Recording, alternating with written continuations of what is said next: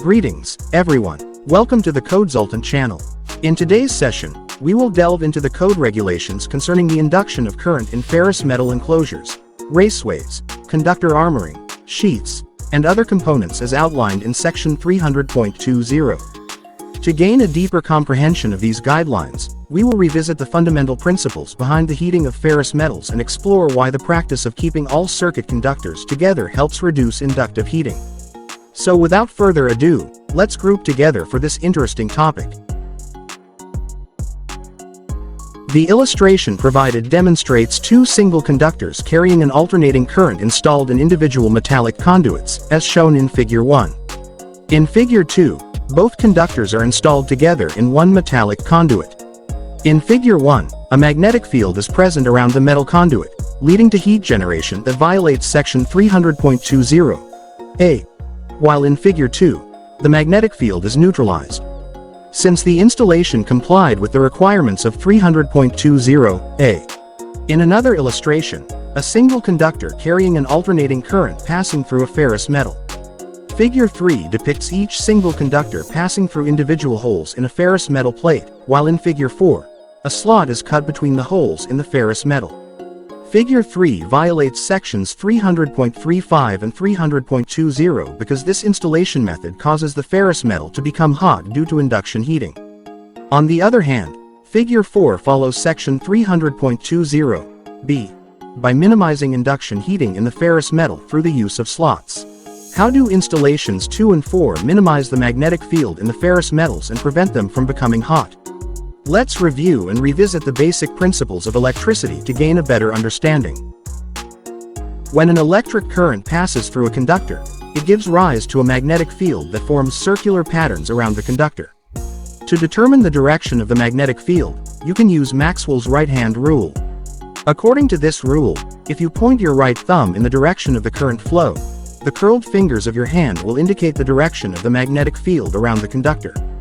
If the direction of the current flow is reversed, the direction of the magnetic field will also reverse. When a single current-carrying conductor passes through a ferrous metal material, alternating current causes the magnetic field to change direction periodically.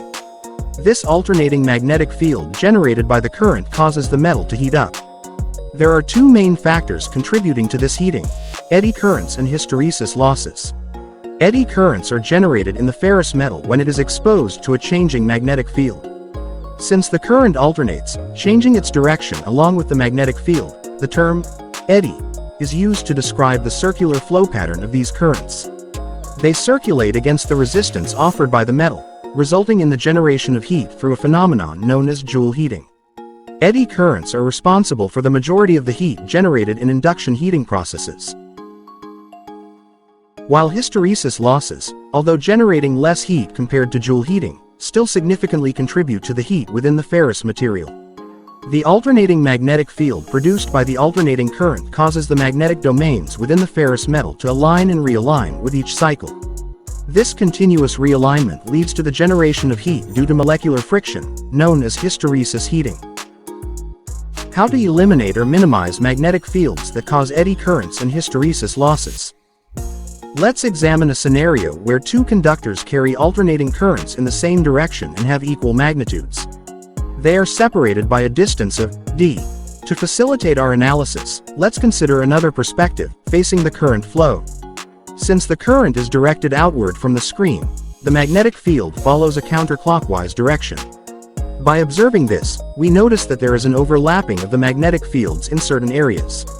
In this case, the magnetic fields generated by each conductor interact with one another.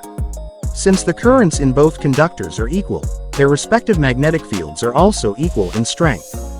Between the conductors, the magnetic fields flow in opposite directions, leading to mutual cancellation. However, on the sides of the conductors, the magnetic fields align and reinforce each other, resulting in a more robust combined magnetic field between the conductors. If we move these two conductors closer to each other, their magnetic fields would still interact and enhance each other. The magnetic fields generated by the current in each conductor will add up, resulting in a stronger combined magnetic field between the conductors. Consider a scenario where the currents flow in different locations.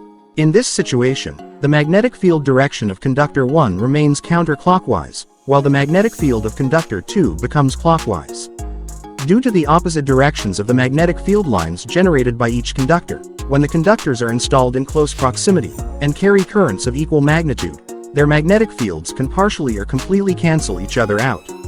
Therefore, when all conductors in an alternating current circuit are closely grouped together, such as within a raceway or enclosure, the magnetic fields surrounding the conductors tend to oppose or cancel each other. This arrangement reduces the inductive reactance of the circuit and minimizes the magnetic field strength that could otherwise result in heat generation due to eddy currents and hysteresis losses. In a balanced three-phase system, the currents in each phase are equal in magnitude but 120 degrees out of phase with each other. When the conductors are installed close together, the magnetic fields generated by each phase conductor interact with each other. Let's consider a simplified scenario with three conductors, labeled 1, 2, and 3, representing the three phases. Each conductor carries a current of the same magnitude. The magnetic field produced by conductor 1 can be represented by a phasor, denoted as beta sub 1, which has a magnitude and direction determined by the right-hand thumb rule. Similarly, we can represent the magnetic fields generated by conductors 2 and 3 as beta sub 2 and beta sub 3, respectively.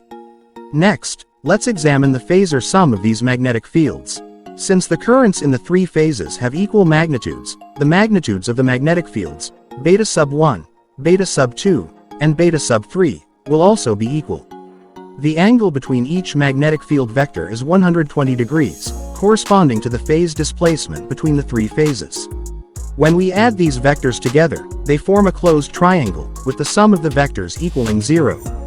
This phasor diagram illustrates the cancellation of the magnetic fields generated by the three phases when the conductors are closely positioned. The cancellation occurs due to the equal current magnitudes, the 120-degree phase displacement, and the proximity of the conductors. Consequently, when all the conductors in an alternating current circuit are tightly grouped together, such as within a raceway or enclosure, the magnetic fields surrounding the conductors tend to oppose or cancel each other. This arrangement effectively reduces the inductive reactance of the circuit and minimizes the strength of the magnetic field, which, in turn, reduces the potential for heat generation caused by eddy currents and hysteresis losses. Thank you all for watching.